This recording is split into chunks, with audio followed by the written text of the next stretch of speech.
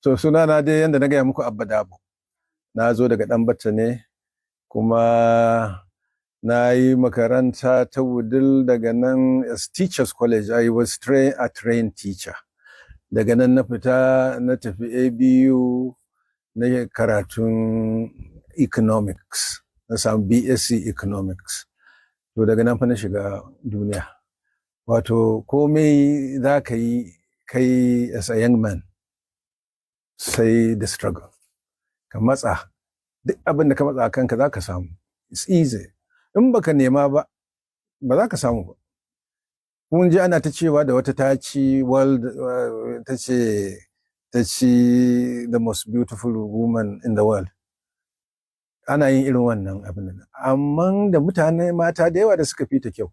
Amma saboda ba su shiga wannan gasar ba za a sa su ba, ba za su taɓa ci ba.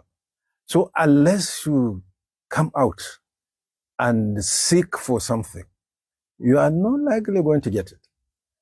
But when you seek, you get. Saboda haka ku tayar, young people ku tayar. Abubuwa ne duk da in ka nema za ka samu. Kuma ka samu ka yi ta tunanin gyara. In kana cikin wani hali ne to ka ga ya za ka yi improvement akan wani hali. Ya za ka yi kullum improvement za ka rinka duba kanka.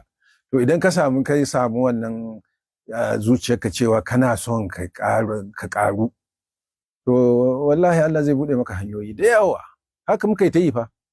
Muka fara daga yan mutanen ƙauye, daga Ɗanbata gari ne ba wani abin, muka zo muka shiga da yara muka je irin su Kaduna nan, muka zo muka haɗu da mutane yan birni da sauransu duka. Aka yi ta gwagwarmaya da mu, sai ga mu a Lagos, da gida a Lagos, kana zama kana struggle da office a Lagos da sauransu. Har ma ba inda bamu tattaka ba akan sha'anin aikinmu. Saboda haka wato it is just the beginning. Idan ka fara abu ba inda sai yanda Allah ya yanke zaka tsaya. In dai ka sa shi a gaba bisabilillahi kana so ka samu ci gaba a kansa. To amma tsorata kaka ji tsoron yin wani abu.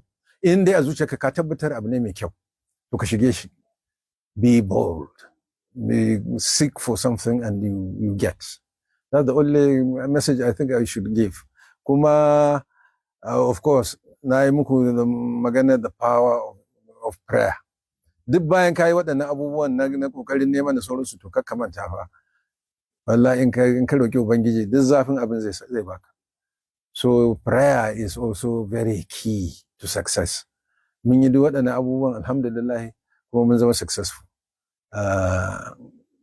Mutanen Premier Radio da nake wa chairman, yara ne irin ku da suke da ƙwazo.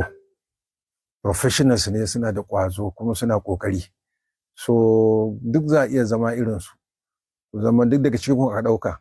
Dan a little training ne, in an maka training a gida, a cikin office, all well and good. In ba ya samu a yi maka ba, kai ka nema ka yi wa kanka.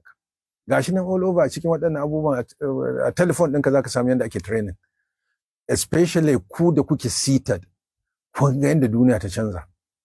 Technology is key. Abubuwa duk abin da ya sa New Nigerian inda na yi aiki tafi sauran newspapers a da, saboda printing machine ɗin da suka saya ma shi ma ya taimaka a lokacin. It was one of the best a lokacin. Mai kyan gaske daga Germany suka samu shi. So in sun buga sai kaga yayi kyan gaske. To haka a yanzu ma technology is changing a lot of things. Equipment da yawa suna nan in the market da za su sa ka yi quality production of whatever you want to produce. Keep your eyes open. Be part of the changes happening around you. And za ka ga ka yi reaping some benefits. Don't give up.